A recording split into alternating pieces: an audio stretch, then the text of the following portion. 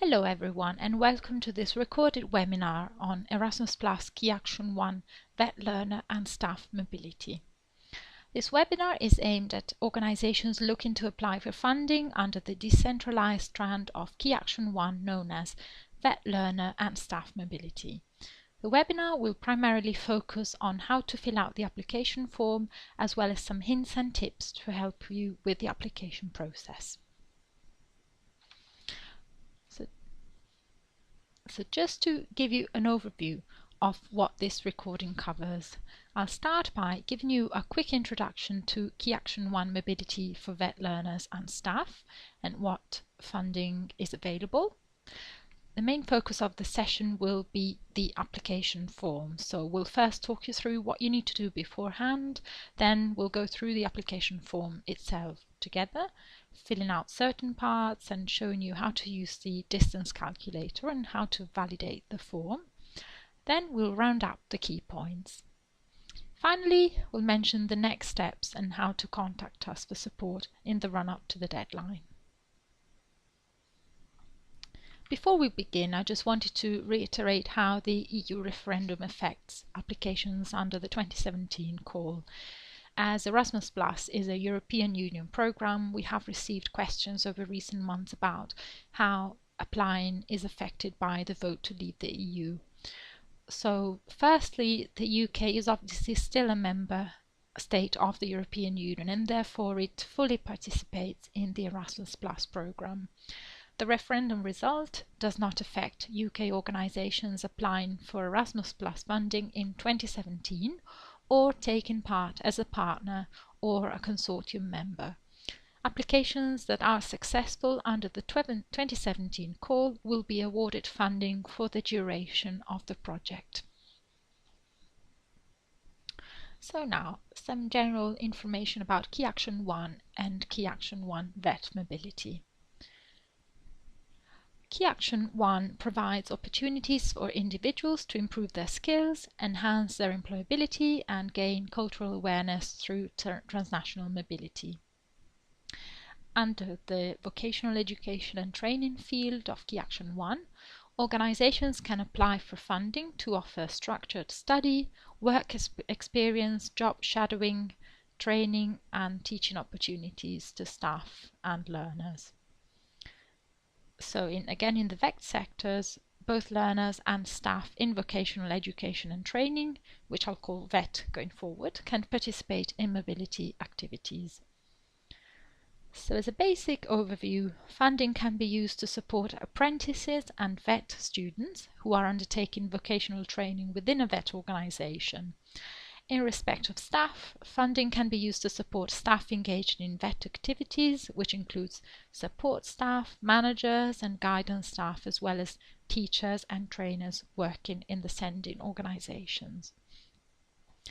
VET learners or apprentices involved in initial VET or VET staff or trainers involved in continuing VET can undertake their mobility abroad in either a VET college or school, a company or a combination of both, depending on their needs.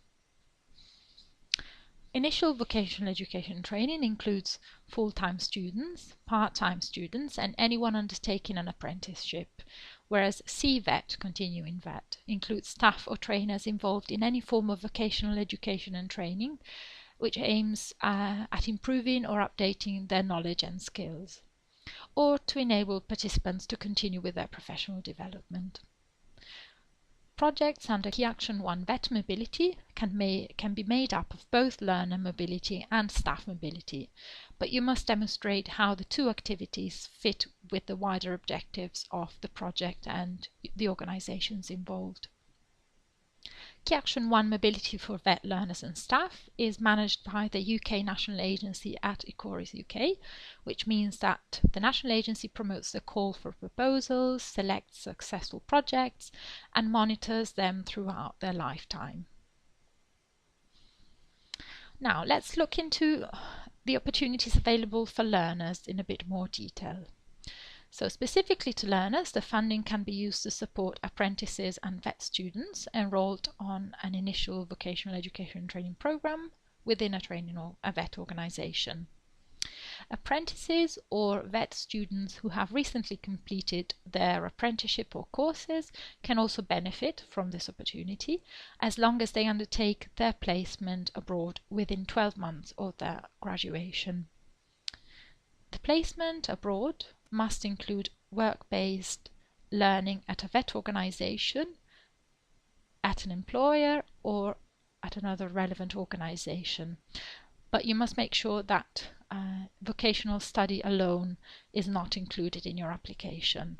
The placements do have to have a central working experience element. They cannot be just learners studying at a vet college abroad. To ensure the quality of the placements, it is recommended that the receiving organization hosts all or part of the vocational placement rather than sourcing it out to another organization. The placement must be relevant to and fit well with the course that the student or apprentice is studying. It is important to note that in the Erasmus Plus program, vocational learners are defined as those whose studies typically include work-based learning. And also remember that higher education students are not eligible to benefit from Key Action 1 VET mobility funding, and they should access Erasmus Plus through higher education mobility projects under Key Action 1.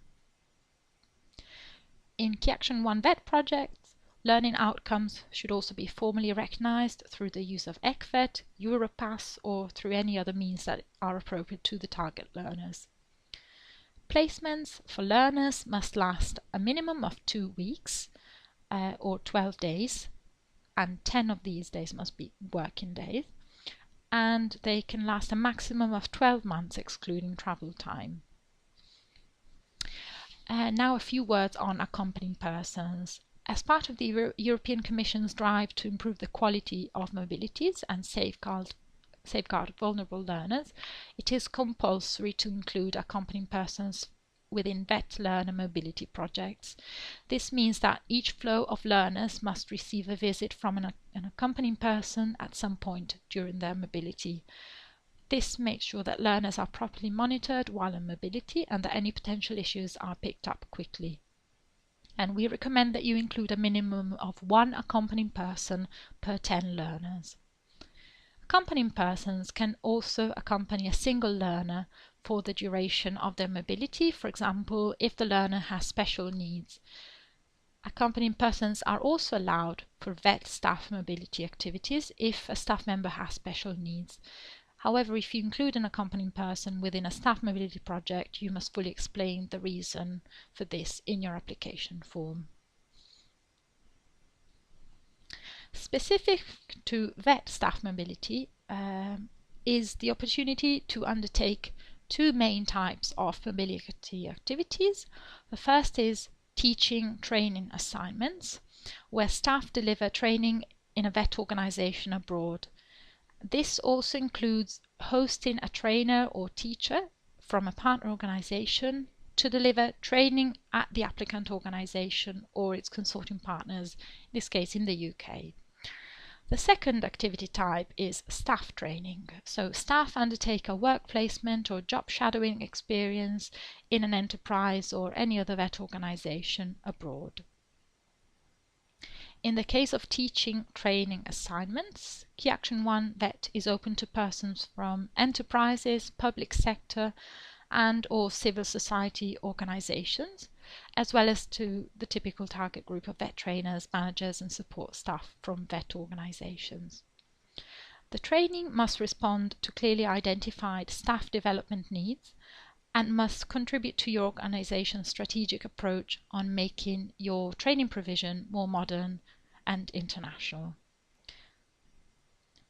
The learning outcomes of the training must also be appropriately recognized, as we said, and shared widely with others in your organization and outside as applicable. Staff mobility activities last from 2 days to 2 months, excluding travel time, and the duration of the days must be consecutive. Now, it's important to note that Erasmus Plus funding cannot be accessed by individuals directly, so an organization must apply on behalf of the participants it plans to include in the project. For your Key Action 1 VET application to be eligible, you must have at least one receiving partner in your application, so having the applicant, the receiving partner, and you must list all of the proposed partner in your projects, receiving, sending, intermediary organizations as applicable. You must do this in the application form, as you cannot add partners at a later date if the project is approved. And there are various roles that participating organizations play in the implementation of a VET learner and staff mobility project. I'll outline these roles and the responsibilities that each organization should undertake. So firstly, the applicant organization. This is in charge of applying for the project and, if this is successful, for signing and managing the grant agreement and for reporting. The applicant can be a single organization or the coordinator of a national mobility consortium of partner organizations from the same country, which want to send VET learners and staff on mobilities abroad. The National Mobility Consortium coordinator can also act as a sending organization. So the sending organization is that in charge of selecting VET learners and/or staff and sending them abroad. This can be the applicant or its partners in a UK consortium, as I've mentioned just now. The receiving organisation is in charge of receiving foreign VET learners and/or staff and offering them a programme of activities or benefiting from a training activity provided by VET staff. We recommend that your receiving organisation host all or part of the placements, as we've said, as in this way you can better ensure the quality of the training which takes place abroad. If your receiving partner is hosting no part of the vocational placement, you should provide details of their suitable experience and expertise, as well as the links to businesses, industry or training or institutions. Finally, a partner can also be an intermediary organization. So you have intermediary organizations which are active in the labor market or in the field of VET. The intermediary is a partner in a national VET consortium, but it is not a sending or receiving organization. Its role may be to share and facilitate the administrative procedures of the sending VET organizations and to better match apprentice or student profiles to the needs of enterprises and to jointly prepare participants. It's important that your Key Action 1 project is linked to the overarching European priorities and show the active value of carrying out your project on a European level. So when you're trying to link your project to European objectives, it's important that you keep the general objective of the Erasmus programme in mind, as well as its important features. So the general objective of Erasmus Plus is to contribute to a number of policies, which are those you can see on this slide. The objectives are covered in more detail in Part A of the Erasmus Plus 2017 Programme Guide, which also details important features of Erasmus Plus. So the key policies that Erasmus Plus contributes to are the Europe 2020 strategy, including the headline Education Target, the Strategic Framework for European Cooperation in Education and Training, in short ET 2020, the Sustainable Development of Partner Countries in the field of higher education, the renewed framework for European cooperation in the youth field, the objective of developing the European dimension in sport, in particular grassroots sport, and the promotion of European values in accordance with Article 2 of the Treaty on the European Union. And these are, for example, human dignity, freedom, democracy and equality. The features of Erasmus Plus are, as I've said, detailed in Part A of the Programme Guide and include recognition of skills and multilingualism. Please look through them carefully in your own time, and also have a look at the specific objectives for the field of education and training on page 28 of the Programme Guide. So now I'm going to be covering more specific information about preparing and submitting the application form. Once you've decided on your Key Action 1 VET project idea, once you've found partners and thought about how you're going to address different European policies, you need to ensure that you and your partners have obtained a PIC before you start filling in the application form. The PIC is a 9-digit code. It stands for Participant Identification Code, and it is unique to your organization, and it will help you complete the application form. Also, so if you haven't got a PIC, you need to register to complete 2 registration steps that you can see on this slide. But please double check that your organization definitely doesn't have a PIC. We recommend you ask colleagues in case someone else has created a PIC and you don't know, because if your organization already has a PIC, you should use that one and not create a new one. Having 2 or more PICs for the same organization will create problems, so make sure your organization doesn't have a PIC if you're going to create one. So if you do need to create a PIC, these are the 2 steps that you need to follow. Firstly, you'll need to register on EU Login. This platform of the European Commission was formerly known as ECAS, and it changed its name a couple of months ago, apologies, but its function is essentially the same. EU Login is a point for user authentication to a wide range of Commission tools, and registering on EU Login is really simple, and you can download a guide on our website which will talk you through how to do this. You'll then need to obtain a PIC through the participant portal.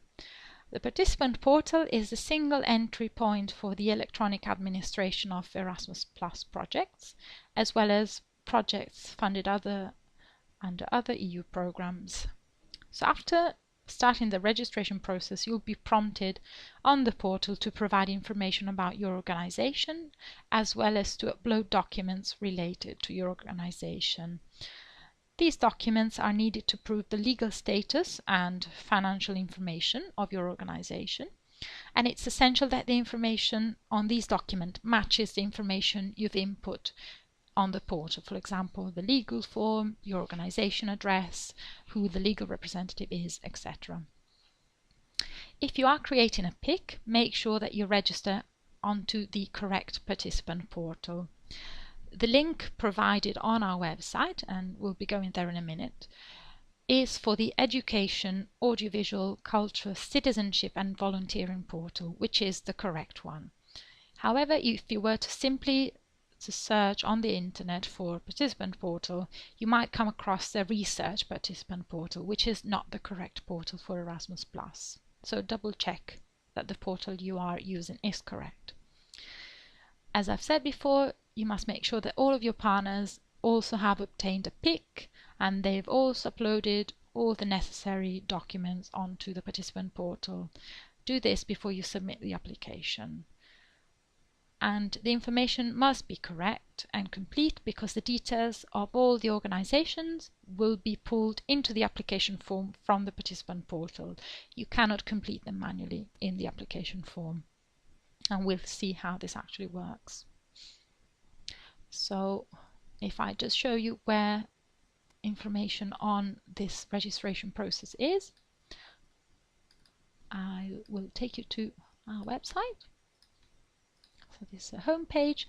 The information about preparing for the application, including the PIC, is under Before You Apply, and then please visit our Registering Your Organization page.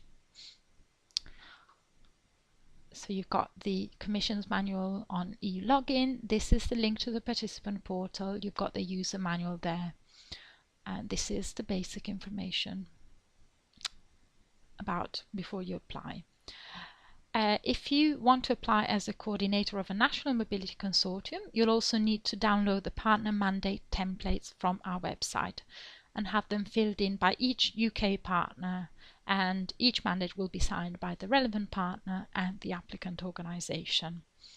Again, you need to make sure that all the information, such as the name of the organization, address and legal representative on the partner mandate, is identical to the information on the participant portal. Otherwise, the partner mandate will not be accepted. So if I show you where the mandate is, it is under the Apply for Funding section. So we're looking at vocational education and training funding, and we're looking at mobility. So it is under key documents, partner mandate template. Let's back onto the application, to our presentation.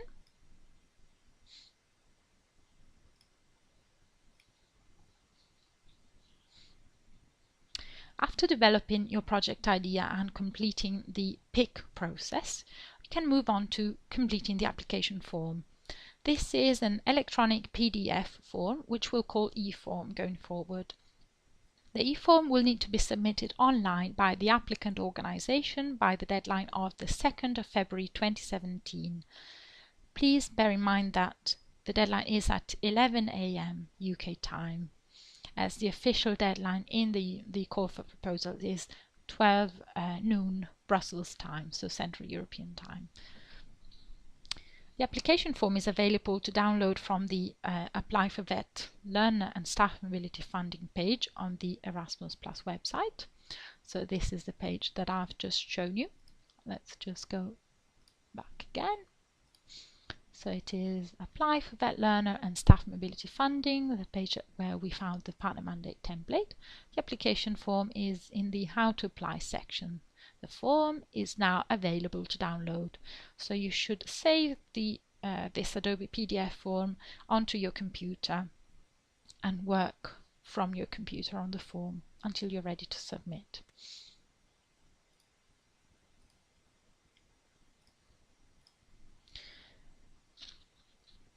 Okay, so you have to have Adobe Reader installed onto your computer in order to be able to access the e-form. And just to make you aware, some Mac computers are not compatible with the e-form, so we'd recommend that where possible you use Windows to complete the application. You need to make sure you're working on the correct Key Action 1 application form, and to do this you can check two areas which I'm showing you on this slide.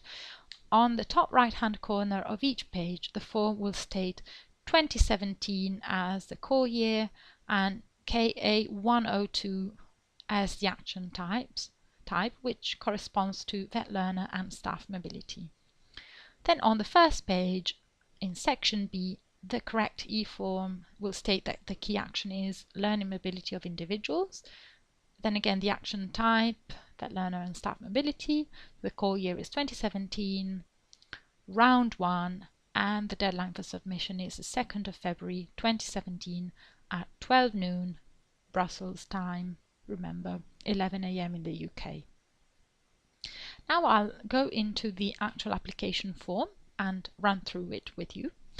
I'll be using a test application form for this exercise, as we cannot use applications from previous rounds due to data protection rules, unfortunately.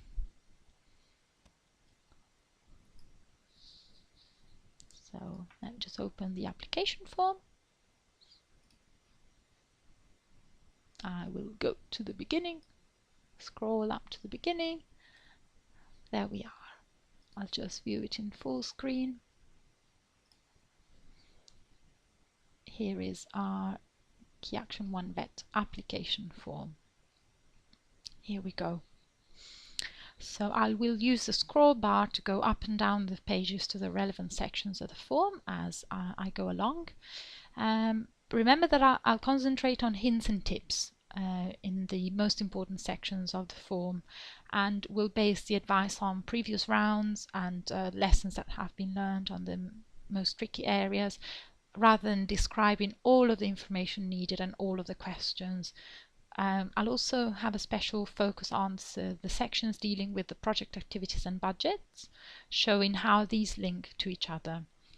But you can find more detailed guidance on all of the sections in our guide for applicants, which you can download from the Apply for Funding page. So a general feature is that mandatory fields which must be completed for the application to be submitted correctly have a red border, so pay special attention to these fields. So starting from section B, you'll need to select the language that you're using to complete the application form from the drop-down menu. So we'll do this now. For applications submitted to the UK National Agency, language will be English. In section B1, you'll need to input the start date and choose the duration of your project in months, and this will automatically fill in the end date for you. There you go. So I've entered the 4th of June 2017 as a start date, 12 months as a duration, and the 3rd of June 2018 is my end date. Remember that the start date must be between the 1st of June and the 31st of December this year, and use the calendar menu that's available to make sure you input the date in the correct format.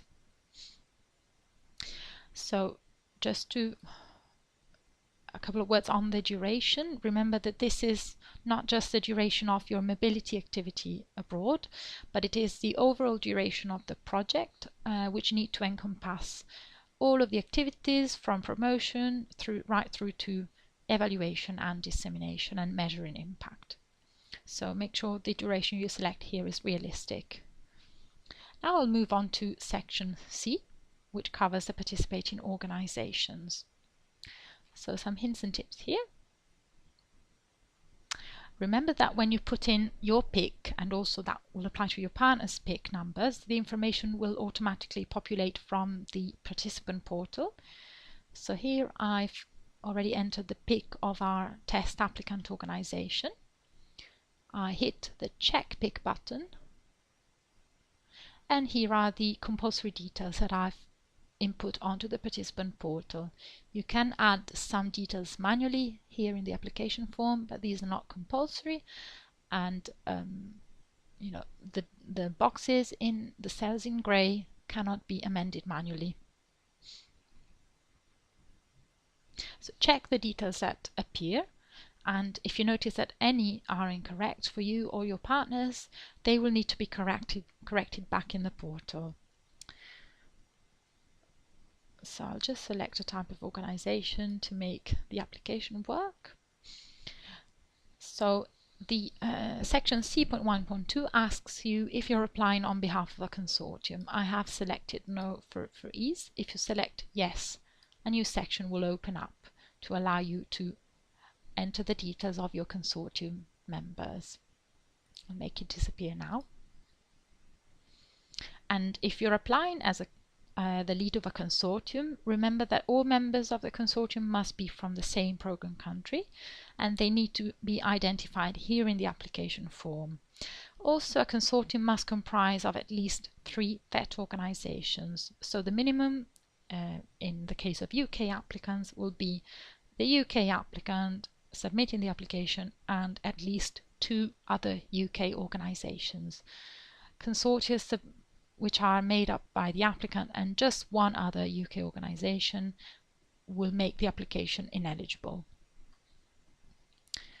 So further down, you need to provide more details about the organization, each organization, and the background, the relevant skills. So a better quality application will be specific in these sections. And for example, you will name the key persons who will be delivering the project and relevant skills they have. Explain how your organization's previous experience of delivering projects has built the skills and knowledge needed for the project that you are applying for. Please also explain how the activities proposed in this application fit into other programs or activities that you deliver. This will help the assessors understand what needs and expertise your organization has, and it will also make it easier to see the potential impact of your project on your organization. The same sections appear in the partners section, and make sure it is clear from the description of each partner's work and expertise why they have been chosen to participate in your project.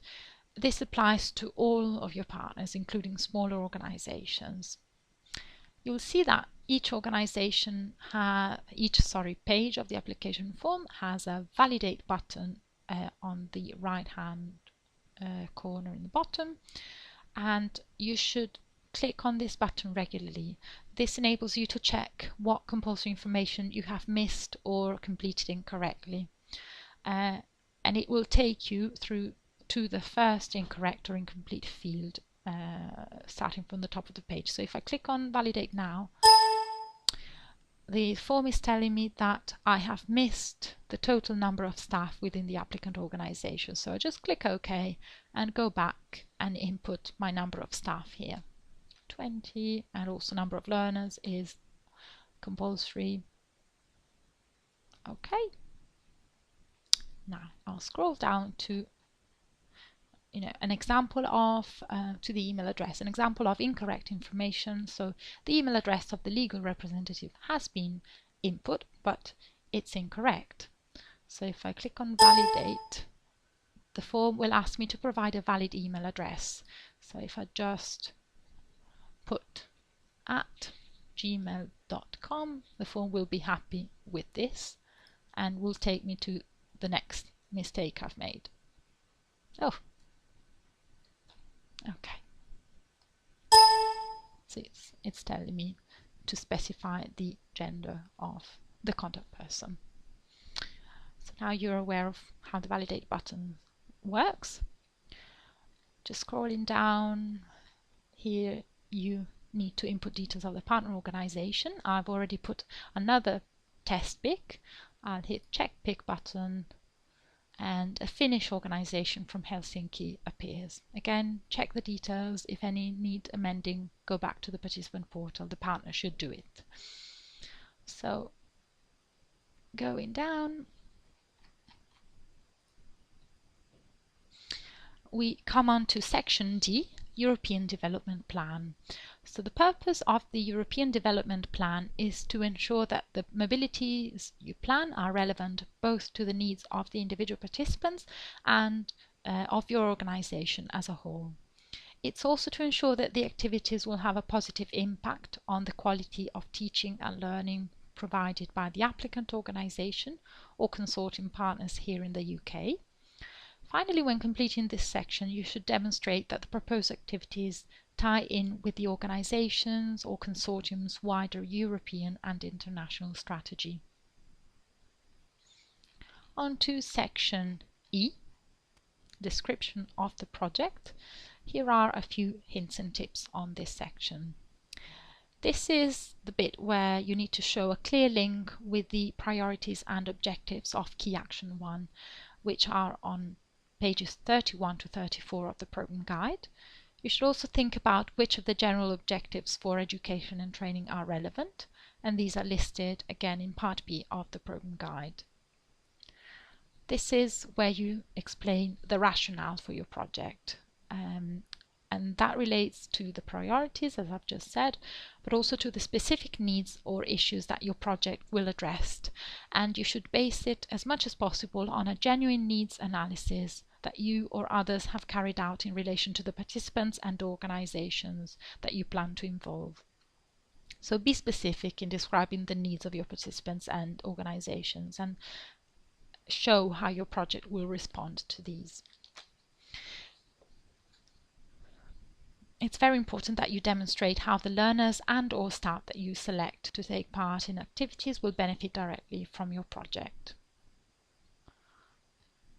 Looking down into section F, this is all participants and learning outcomes for them.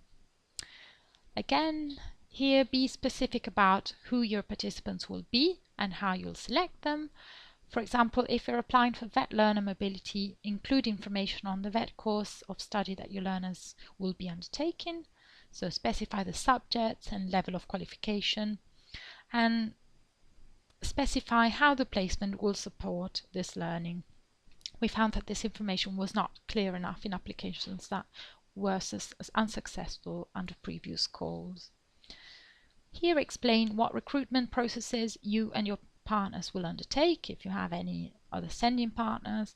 For instance, state how many participants you'll involve and how the processes will ensure that the most suitable participants are selected whilst ensuring a fair process. In the case of staff mobility, you need to carefully detail the training that staff will deliver or receive, whether your UK organisation is sending or hosting staff. You should demonstrate how the training programme ties in with the needs analysis and your organisation strategy. We recommend that you annex any specific materials relating to the proposed training to the application form to strengthen your case. Make sure that the placements, the mobilities abroad, match participants' training and or professional development needs as stated in this section. And all of the organisations involved in the project should work closely together to match the selected participants with a suitable vocational mobility. If applicable, address here how you'll ensure that participants are eligible under the rules of Erasmus+.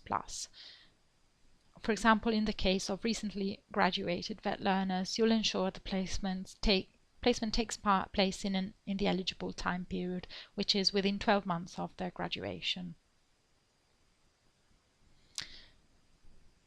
Participants' training and skills as acquired during their mobility should be recognized, and you should consider involving European partners in this recognition process. You'll need to detail here which European and or national instruments or certificates you'll use to validate the competencies acquired. So you'll use the plus button and you can select from the drop-down menu to identify the tools that you're going to use. As a minimum, you should use Europass, but should also consider incorporating ECVET, which is the European Credit Transfer System for VET. ECVET allows you to validate the skills that participants gain whilst abroad against the skills and competencies required to achieve a qualification at home. Now, let's look at section G, preparation. The first subsection here is section G1, practical arrangements. So the specific preparation activities and practical arrangements that you can plan will depend on the specific objectives and activities of your particular project and the needs of your participants. However, they will include some standard elements such as arranging appropriate accommodation, transport, insurance, visas, and how you'll ensure the safety and protection of participants. You'll also have to explain how participants will be mentored and supported, particularly learners. You'll detail here any practical logistical orientation that you'll provide prior to traveling, any technical or vocationally specific training before particular activities, and you'll also state how agreements will be set up, either agreements with your partners and also learning agreements for participants, specifying what learning outcomes will be acquired and how these will be validated. In section G2, project management, you need to explain clearly how you'll ensure that the project and the grant are managed effectively and transparently, and in other words, how you're going to deliver the planned objectives and activities to a high standard and within the time frame and budget available. You'll also need to describe how your project activities and results will be evaluated during the lifetime of the project, and say which staff will be involved in this. Also address how you plan to handle risks or difficulties. For example, what are you going to use to handle conflicts that may come up within the partnership, and how will you prevent that selected participants drop out of the mobility activities? In section G3, preparation of participants, you'll need to describe the pedagogical, cultural and linguistic preparation that learners and staff will receive to ensure that they will be ready to live and work in a different environment and in a different country. Please note that there is a new element to the linguistic preparation for learners under the 2017 call, and this is that if VET learners complete mobilities which last between 19 days and 12 months, they must use the European Commission's online linguistic support, I'll be calling it OLS, to learn the language, the main language of activity abroad. So with the exception of native speakers, the OLS supports participants using Czech, Danish, Dutch, English, French, German, Greek, Italian, Polish, Portuguese, Spanish and Swedish as the main languages of instruction, work or study abroad, although other languages may become available in time. I'm highlighting the OLS here because under the 2016 call, less languages were available and the use of OLS was only required for mobilities lasting 30 days or more. So now OLS applies to more projects than it used to. The triggering is 19 days or more. Therefore, you need to include OLS in your program of linguistic preparation where applicable, and you need to state this in section G3 and look out for information from the national agency if your project is successful. And I'll talk more about the funding available for linguistic support later on. Now on to section H, main activities. This is a really important part of the application and is divided into 4 questions, In the first box, you need to include the main activities that you plan to organize, providing a description of the role each partner will play. In the second box, you'll need to detail what communication methods you'll use with your partners and any relevant stakeholders and why. In the third box, please explain what monitoring activities will take place to support your participants and who will carry these out, and examples could be you set up meetings between learners and accompanying persons each evening during a short-term mobility, or you provide participant logbooks, or you organize for regular Skype catch-ups to take place between a staff participant and their line manager back in the UK. Justification for accompanying persons should also be given in the fourth box if you are including accompanying persons. Remember that, as we've said, you must include accompanying persons within VET Learner Mobility projects. And there is more information about accompanying persons on page 9 of our guide for applicants. So we will cover section H.1 activities detail in a bit more specifically, as the data that you input here will feed into the budget section. Right, so the first, you have a table, basic table that names the activity as A1, the first activity, and you can select one in 4 activity types here. So firstly, VET learner traineeships in companies abroad, VET learners traineeships in vocational institutes abroad, staff training abroad, and teaching training assignments abroad. These are the activities that are possible under Key Action 1 VET. If you plan to host staff from a partner organization abroad in the UK and receive training from them, you will select teaching training assignments abroad.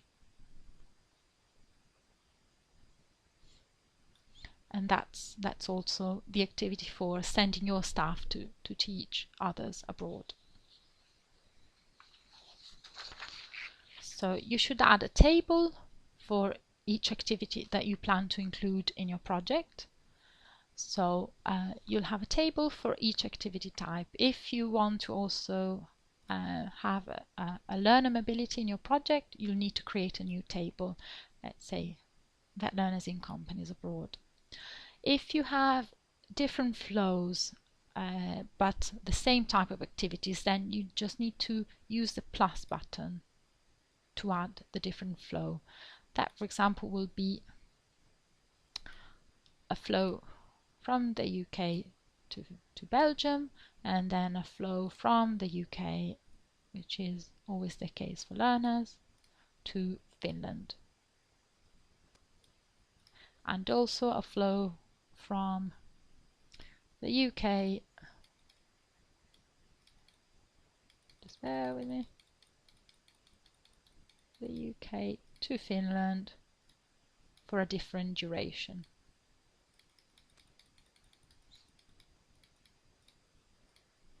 So for duration here, and I'll complete this. Let's do vet learners for ease. So,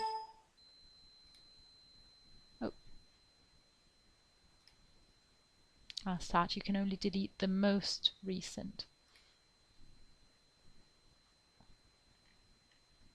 Remove activity. Let's keep it simple. So I'll just start with, I'll just select and keep vet learners to keep this example simple. So I just want to highlight a couple of points for completing these tables. You will see, so the country of origin for learners will always be the United Kingdom. Let's select it again here. You will see that Serbia appears in the list of possible destination countries. So if we scroll down, that's Serbia. And it appears along with all of the other program countries and their overseas territories and countries. Serbia is displayed here because in 2017 it will implement the necessary measures to prepare for full participation in Erasmus Plus as a program country in the coming years. However, it is not an eligible destination under Erasmus Plus in the actions related to education and training.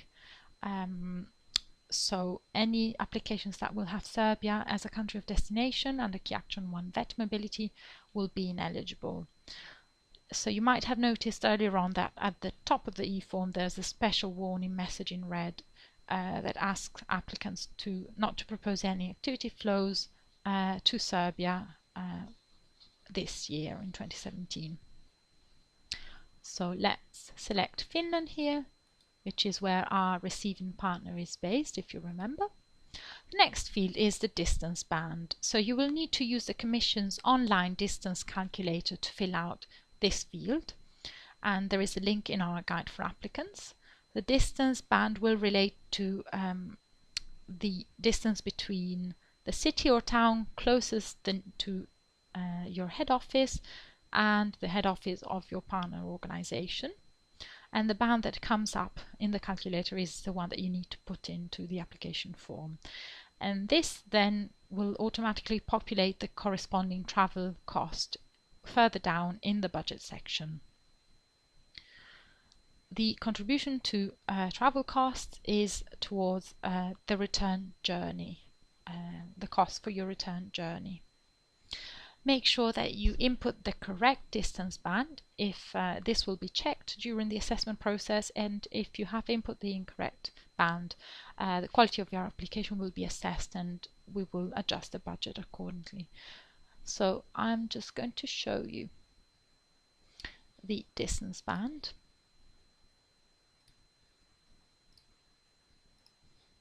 So here it is. It's on the European Commission's website for Erasmus Plus. Distance calculator.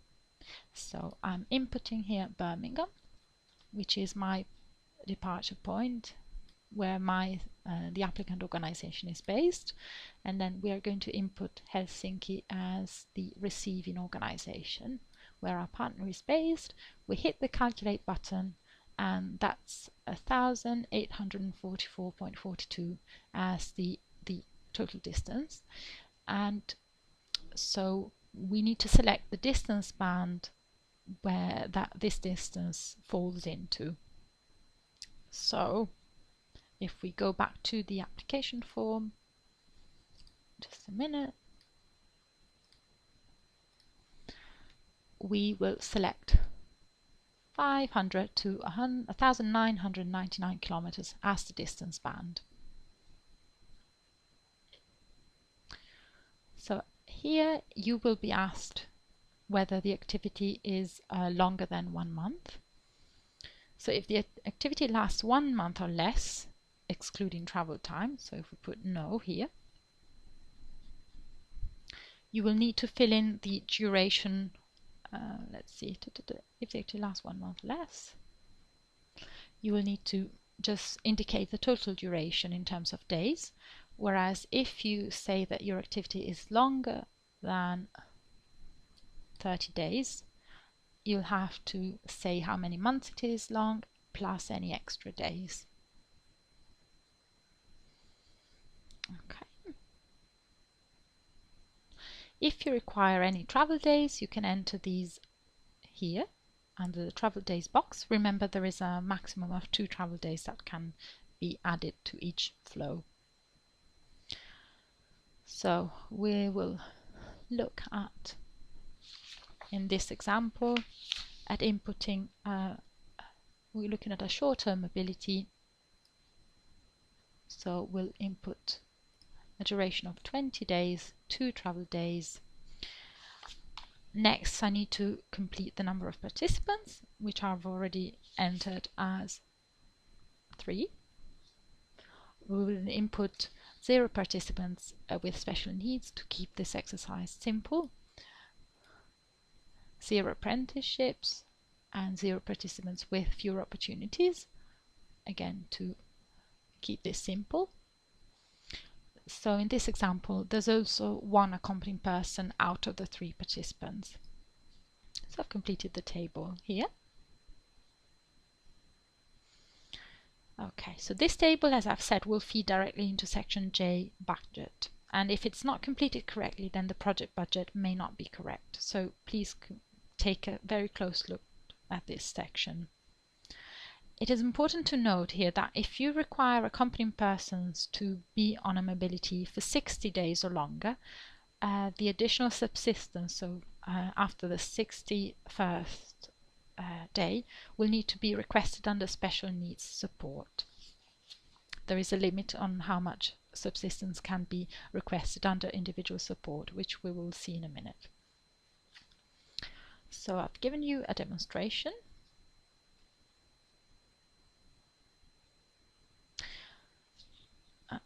If you are including accompanying persons and they will be traveling for the same duration as the learners, they are fine in this table as I have done it. However, if the accompanying person is traveling for less time than the learners, you will need to add another activity under teaching, training, assignments abroad and specify the duration. So you would do this. You would put 0 here as the accompanying person, and you would put 1 accompanying person here. Total number of participants is 1. It's the same accompanying person. United Kingdom as the country of departure, Finland as the country of destination, same distance band, but the accompanying person may be just there for the first week, so we will put 5 days and 2 days of travel. Okay, that will ensure that the rates are calculated correctly and that you receive and request the correct budget for the activity that you are proposing. I will just remove this activity again to keep the form simple, and I will put back the accompanying person, back here. Okay.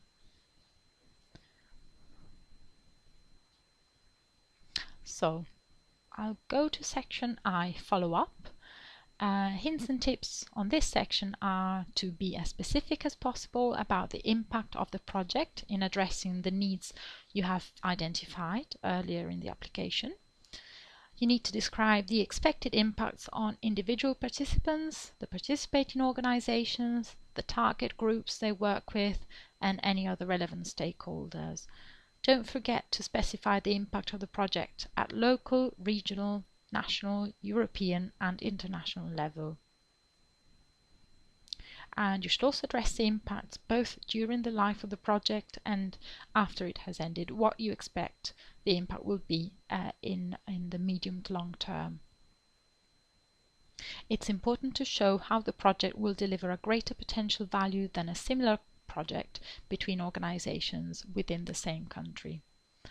In terms of dissemination, you need to show you have carefully planned your dissemination and mention what messages you want to share, what you will do to achieve this, and when.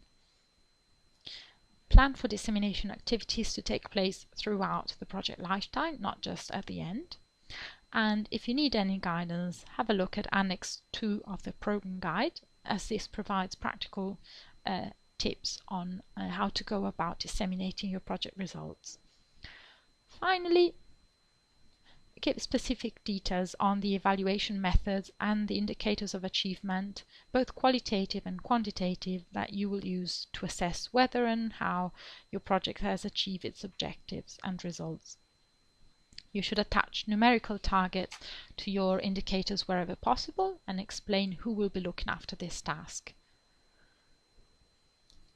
Now on to section J, the budget. It's important firstly to be aware that if the project is approved, the applicant organisation will receive the grant and will be responsible for distributing it among the partners to ensure that the project is delivered effectively.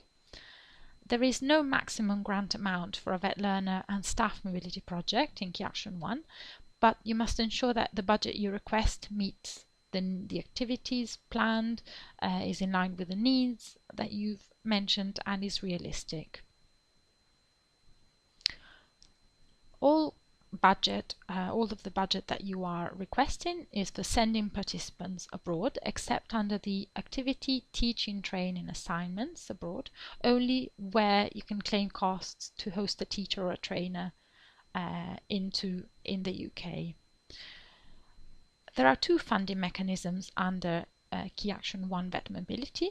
The first is funding head types of budget headings that are based on unit costs. So unit costs are a set amount of money per participant, and they are a contribution towards the actual cost that you'll incur. So for some unit costs you'll actually spend more, and for some perhaps less than what you can be funded for. Unit costs are used to make funding simpler to understand and manage. On the other hand, actual costs are those that you will receive on the basis of how much you actually plan to spend. These are the costs that are used under the budget, the headings exceptional costs and special needs support. And actual costs can be fully or partially reimbursed. So the budget categories for a Key Action 1 Vet Learner and Staff Mobility project are travel, which includes top-up for expensive domestic travel costs, individual support, organisational support, linguistic support, which will not feature in vet staff mobility applications, special needs support, and exceptional costs. As you can see in the first sections, most of the information has been already filled in based on what we input in section H1, the activities details.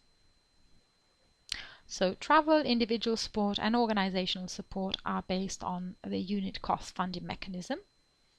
So looking at travel, your request should reflect the main activities that were input in section H1. And so here you just need to specify the number of participants, including the accompanying persons. Let's put 3. The form will automatically calculate the cost that you can receive based on the distance span that we selected earlier. Under the 2017 call, you can request funding to cover domestic travel costs which exceed €225, and this is because the point of departure in the UK and or the final destination in Finland, in our example, are particularly remote from main transport hubs like airports, so participants will need to travel far to get to an airport to go out or come back.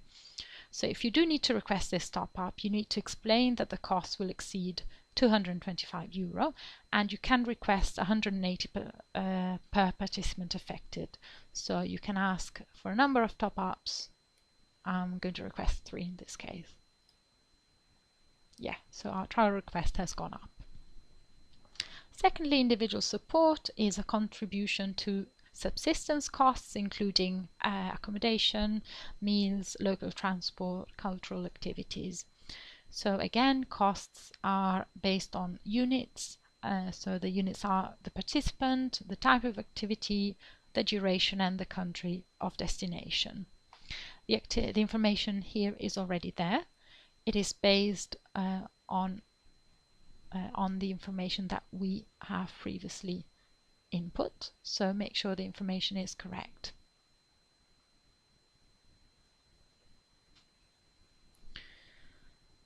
In section J.3, you need to check the request for organizational support.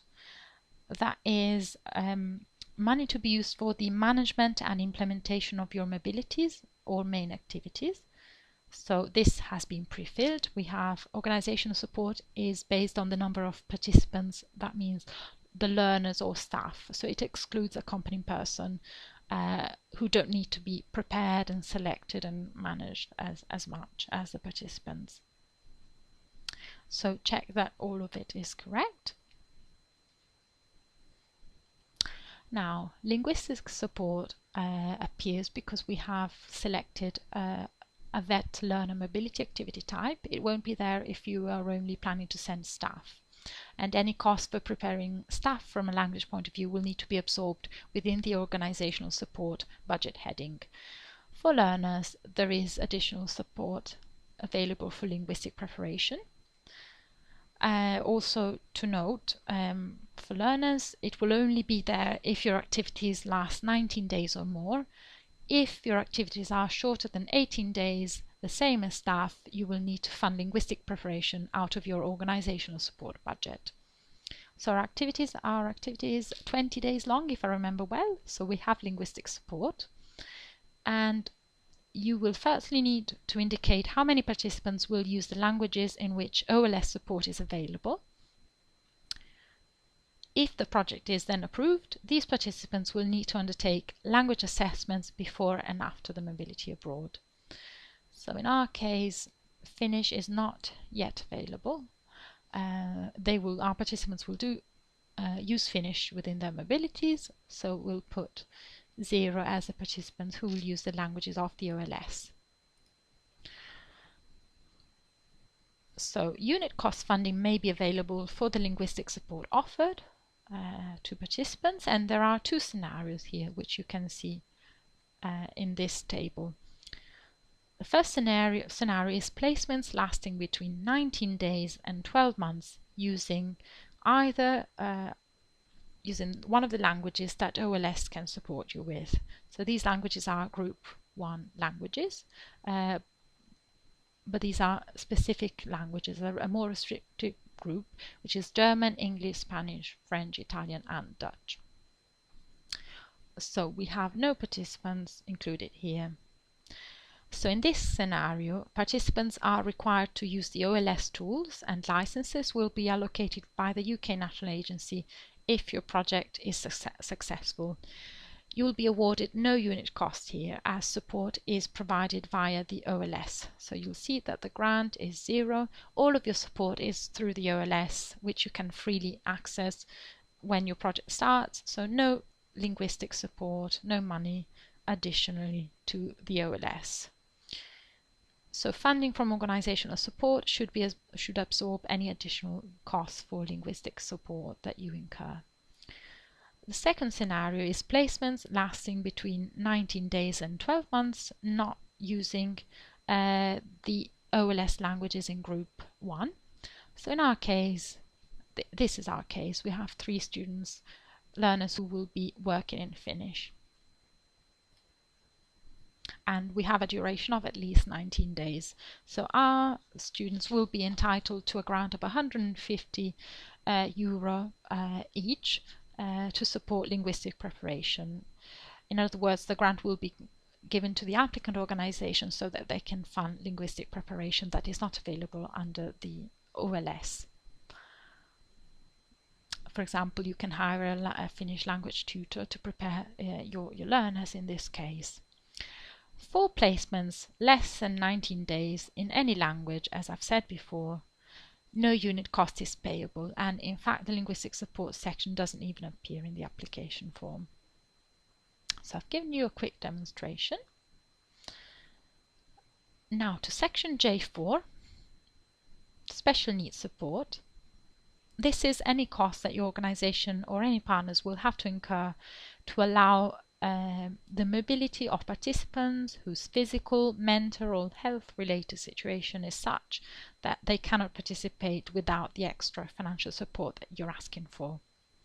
For example, special needs funding could help you buy specialist equipment that one of your participants will need specifically to participate in the mobility activity abroad.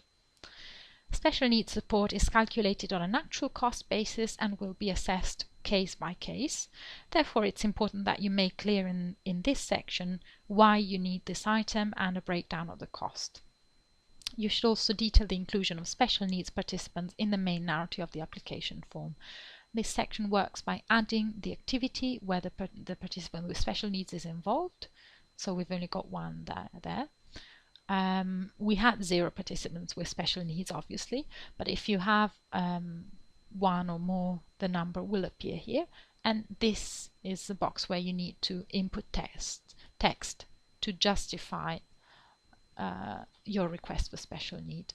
And here you enter the actual cost that you will incur to buy the special needs equipment or the service that you need to allow the participation of this participant. Exceptional costs, which are section J5, are again budgeted as actual costs, and again by selecting the activity that the cost relates to, you need to describe very clearly why you need the items that you are asking and the cost breakdown. Under KA1 Mobility Project for vet learners and staff, you can request exceptional costs only to fund 3 types of costs, not to just fund anything. And these areas are, firstly, additional costs that you or partners will incur to support the participation of learners with fewer opportunities. And more details on what fewer opportunities means is available in the program guide, but this doesn't cover costs for travel and individual support. These are already included in the relevant sections, as you know. Also, you can request exceptional costs for costs connected to providing a financial guarantee if the national agency asks for it. And exceptional costs can also cover expensive travel costs of participants from and to outermost regions and overseas countries and territories. You need to remember that only a certain percentage of the exceptional costs will be covered by the EU funding. For instance, for expensive travel costs, the EU grant will cover up to 80% of the actual costs. Note that in the application form you should enter the relevant percentage. So, for example, for expensive travel costs to an overseas country, you need to work out what the actual cost is likely to be, then work out 80% of that cost and include that 80% in your application form here. Right, this box is not compulsory, but it is useful to explain here to make any comment about your budget request, especially if you're requesting exceptional costs or special needs support. To reiterate a general piece of advice on the budget, make sure you've clearly described the main activities of your project and the budget request is consistent with your activities, and assessors will not assume anything. Budget requests can only be accepted if it is clear what the money is being requested for.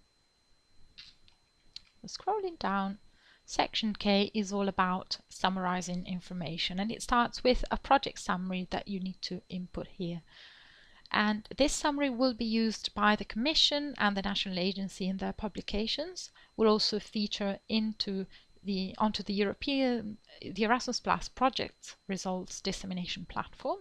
So please write it in clear, plain English, avoiding any technical sector-specific jargon, to ensure that it can be understood by the general public, really. So sections K.1 and 2 provide a summary of participating organizations, activities, participants, and the project total grant. Please check these sections carefully and make sure the information here is absolutely correct. So in case it is not, you can make any necessary changes in the earlier section, and the changes you've made will appear here in the summary section.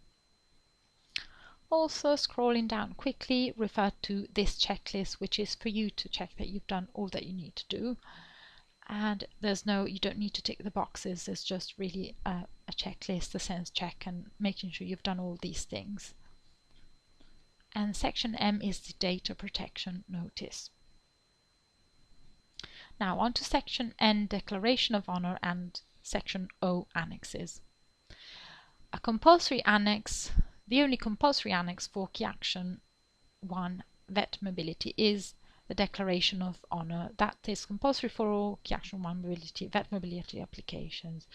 In addition to this, if you're applying on behalf of a UK Mobility Consortium, you must also annex the mandates for each of your UK consortium partners, signed by each consortium member and the applicant. So looking at the Declaration of Honour, this is section N itself. This is your organisation statement that all of the information in the application is correct to the best of your knowledge, that there is no conflict of interest, and you will take part in dissemination activities if required. It expresses a commitment to the activities that you've outlined in the application form. The legal representative of the applicant organisation must print the declaration, read it carefully, complete it in the relevant section and sign it. So I'll go further down. You must hit Print Declaration of Honour, have a good read, and the legal representative must complete this section by hand. Please note that the signature must be handwritten. We cannot accept electronic scanned signature. You're not required to complete the national ID number and stamp fields in the UK, and also make sure the date is on or before the submission deadline of the 2nd of February 2017. Your project application will be deemed ineligible if you don't then annex the signed, scanned Declaration of Honour, so make sure you don't forget this. The mandates can be downloaded from our Apply for Funding pages, as we saw earlier, and you need to ensure that the information in the mandate is identical to what's being input onto the participant portal. And again, electronic signatures on the mandates will not be accepted. You can also, so looking at section O, Annexes, this is where you physically add your Declaration of Honour and your mandate as applicable. You are also able to attach other relevant annexes, such as a training needs analysis and a sample work programme. But do remember that we expect that all of the information that is key to your project and demonstrating why it's needed is included in the application form in the main body. So keep that in mind. Now a few words on the final section, submission. You have a final validate button here, which you should click at the end once you've completed everything. But as I've said before, validate the form as you go along. This is our recommendation, because in that way you'll be able to pick up any incomplete or incorrect information earlier on. And you need to be able to see that the form is completely valid before you can start to submit online. Internet connection is only required to download the form, to generate the PIC information in the organisation sections, but other than that you can work on the application offline. The only other time when you do need an internet connection is to submit the application form by clicking Submit Online in this section P2. Before you do that, save the completed final version of your application form to your computer in case of any issues that you encounter. And obviously the deadline is 11 AM UK time on the 2nd of February. Please leave plenty of time to complete your application and submitting it online, because problems can occur. And if you do encounter any technical difficulties that prevent you from submitting the form will, under section P2, will show error as the submission status. If this happens and you're unable to submit the form correctly, you should follow the alternative submission procedure outlined in our guide for applicants. And to summarize it, to follow this alternative submission procedure, you have to take a screenshot of the submission summary here, demonstrating that the e-form could not be submitted online. Then you also need to send your application and annexes via email to us within the 2 hours following the official deadline. So we need to have this and the screenshot by 1 p.m. UK time on the 2nd of February.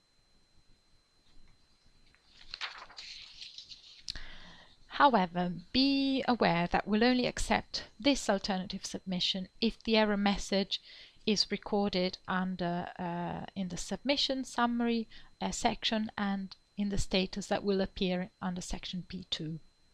And also, if it is clear, there's a timestamp prior to or on the deadline date and time, showing clearly that this occurred before the deadline. There are some error messages that are not accepted as technical issues, and if you follow the alternative submission procedure and we find out that these errors that I'm going to cover have occurred, your application will be deemed ineligible because these are not really technical difficulties and they can be avoided and solved. So I'm going to go through the errors. Don't worry if you can't make note of all of them because they are detailed in our guide for applicants. First instance is the error which is coded as error ERR-01. Error 1. This means that there are invalid data or missing data in the form. This is not a technical issue because it means you haven't validated the form, so you can correct it by completing the application form wherever missing fields are there or incorrect information are there. Then you hit the validate button on the final page and as you go along, and you will be able to submit online. If error 6 appears, it means that there's a problem with the annexes. For example, the total size of the attachments exceeds 5 megabytes, or the file formats are not accepted by the e-form, and our guide for applicants lists the accepted file formats. So you can rectify this by either by reducing the size of the attachments or removing them, changing the format and attaching them again in the correct format. Sometimes the error code unknown may appear, and that means that the e-form was not really submitted and no submission attempts were made. So you need to submit online. You need to hit this button. If local 1 Adobe Reader Security Enabled appears, in order to submit the e-form, you must click the appropriate options in the yellow security warning bar at the top of the form. So you will have a yellow bar here. You have to enable Adobe Reader. And finally, if local 2 network connection error appears, you need to check your internet connection. There is a problem with your internet connection and you need to try to resolve it, submit the form again, or try on a different network or computer. It's a problem with the internet connection, not with the technical problem with the form itself. Okay, this is the end of the form. So now I'm just going to go back to our presentation. Now, what happens after your form has been submitted correctly online? So once we've received your application, we carry out a preliminary eligibility check. Your application will be deemed ineligible and will not go forward to assessment if it does not meet all of the eligibility criteria detailed in the program guide, and these for Key Action 1 VET are on pages 54 and 55. I have put some examples on this slide, but remember that this is not the full list.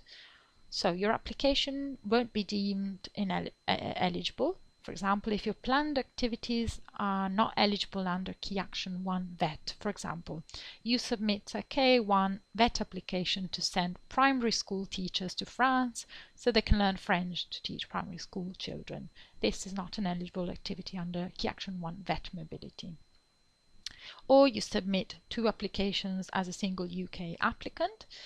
You can submit 1 application as a single applicant and another application as the lead of a national UK consortium, but not 2 applications as a single applicant under the same round.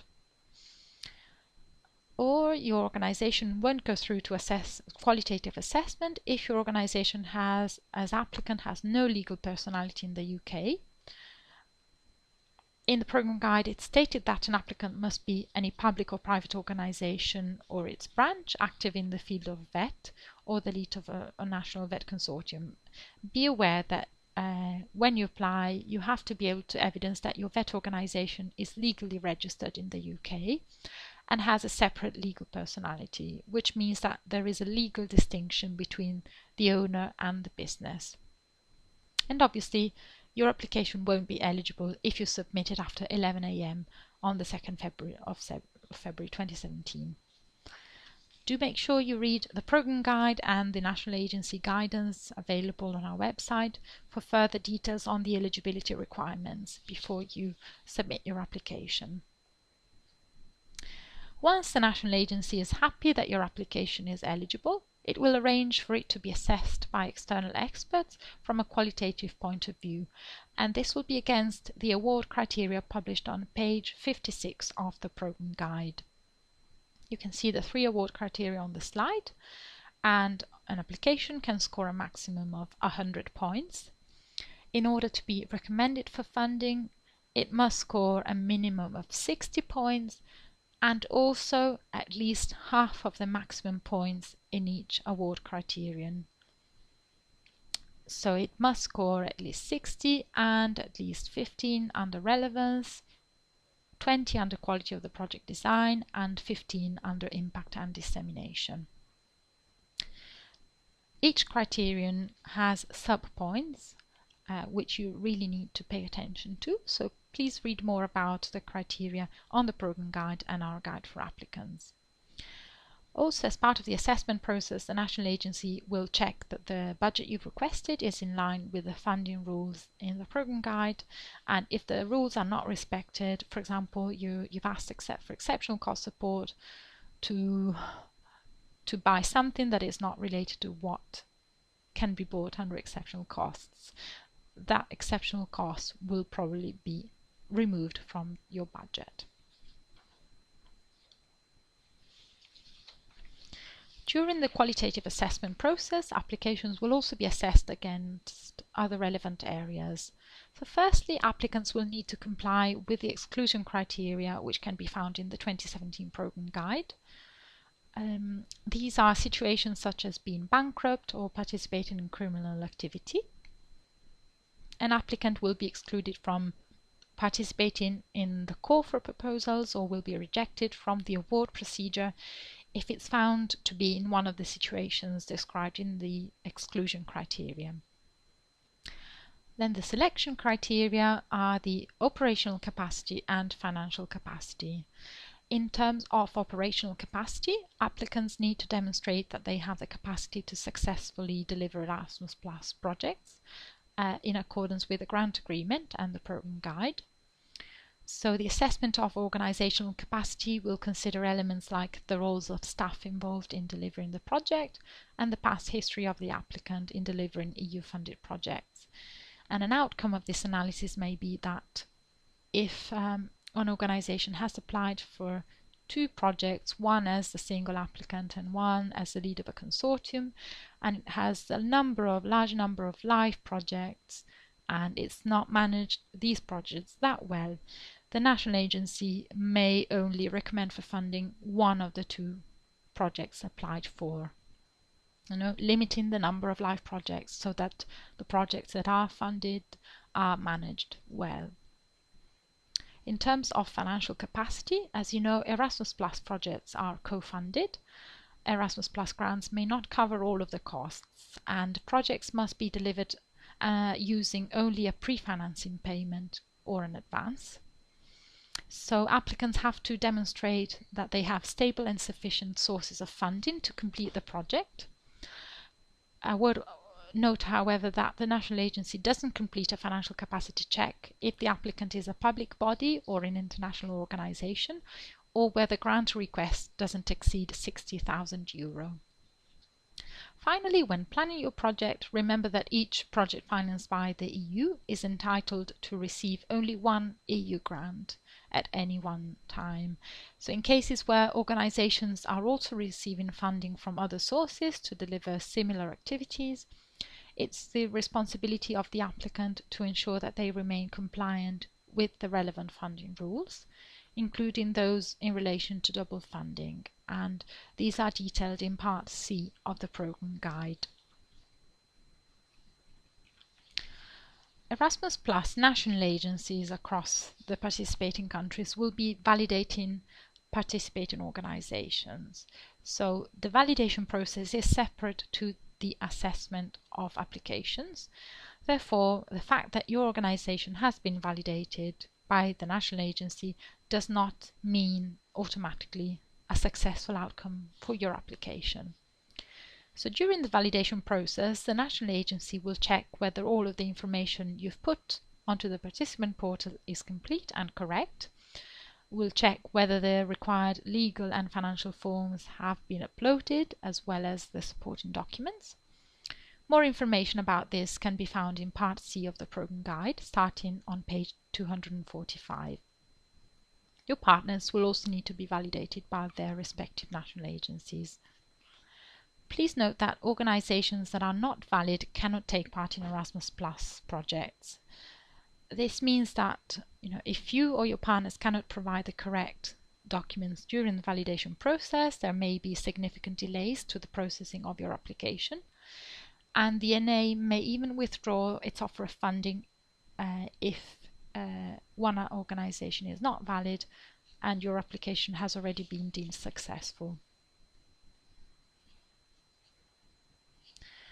Right, a few final words on the budget. We like to ensure that you're clear about the budget section, therefore this slide contains some repetition. So obviously, as we've said, Key Action 1 VET funding is based on budget headings which depend on unit costs and actual costs. With unit costs, the funding is not based directly on actual costs, but is automatically allocated depending on the unit in question. The unit may be the number of participants, a set cost based on the distance travelled. And the budget headings using unit costs are travel, organisational support, individual support, and linguistic support where eligible, as we've seen. Funding for actual costs is obviously based on the real costs of the item or service on the other hand. And we're talking of actual costs in relation to special needs support and exceptional costs.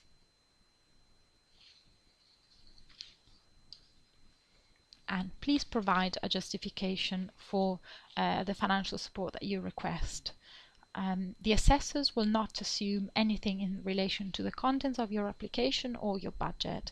So if they don't see enough justification, explanation in the application form for some budget that you have requested, they will recommend that this budget is removed from the budget that is awarded to your project. Finally, submission. As I've said before, again, this is a summary of key points. Make sure the form is valid, so ready to be submitted because you've input all of the required information in the compulsory fields and in the required format. You also need to ensure that all annexes are attached before attempting to submit, and we recommend that where possible you scan different documents together into a single file. Annexes must be within the maximum 5 MB size and in the file formats accepted by the eForm. If you still experience problems with attaching annexes after following our guidance, you can email them to us at erasmusplus@ecoris.com before the deadline of 11 on the 2nd of February, clearly stating which application form they relate to. Provide the hash code, which you'll find on the eForm. And also tell us your organization details and project title.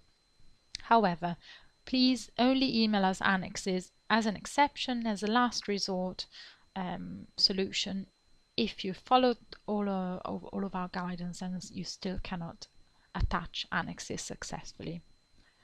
So obviously be connected to the internet when you hit the Submit Online button. And if you experience technical problems, you need to follow the alternative submission procedure that we've gone through. But please remember there are errors which do not qualify as technical problems.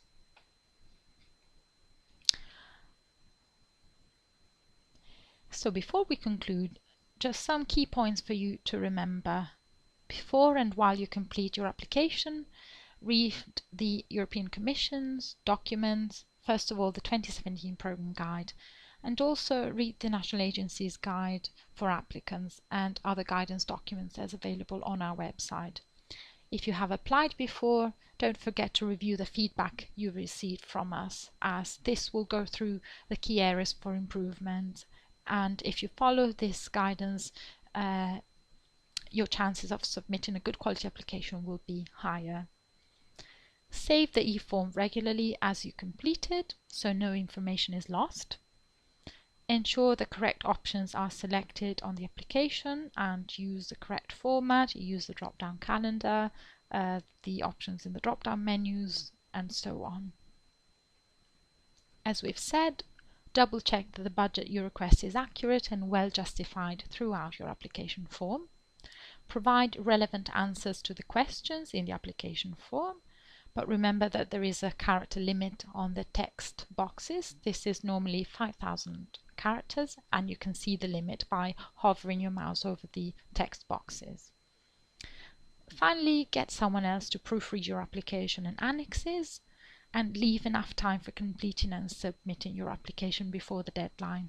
Don't leave it to the last minute to avoid stress and difficulties and not being able to resolve any problems. So to conclude, I'd like to remind you of the support the UK National Agency will be offering in the run-up to the 2nd of February deadline for applications to be submitted under Key Action 1 Mobility for vet learners and staff. Firstly, we are holding a live interactive webinar on the 19th of January to answer questions on Key Action 1 vet and also adult education mobility. We'll offer topics for discussions, and participants will be able to ask relevant questions related to those topics. To register, please visit our Events and Webinars webpage. Places are limited to 30 people per session and are allocated on a first-come, first-served basis. Secondly, I've been mentioning our guide for applicants. This really goes through all that you need to consider and each of the sections in the application form. There are several guides. We've produced one guide for each type of project that we manage at the UK National Agency, so make sure you're using the correct guide for applicants.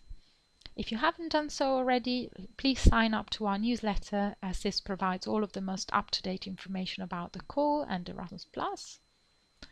On our website, you can also find other important information and key documents to support you with completing your application form. We also have a helpline where our team is available to answer your questions about your Key Action 1 vet application. Finally, not mentioned in this slide, we are offering project outline feedback sessions for Key Action 1 vet. So you can email us a form with your project idea, and we can give you some feedback on your project idea, what you can improve, what is eligible, what is not eligible.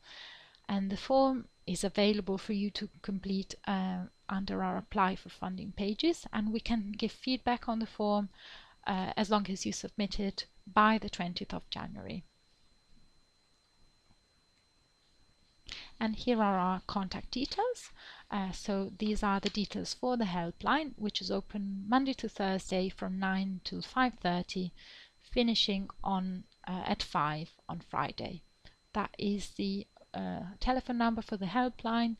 You also have the email address for any queries you may have regarding a future application under Key Action 1 vet, and the contact details of the whole of the UK National Agency are available in the Contact Us section of our website. So I thank you for your attention, and I hope this webinar has been useful, and I wish you lots of luck with your Key Action 1 vet mobility application.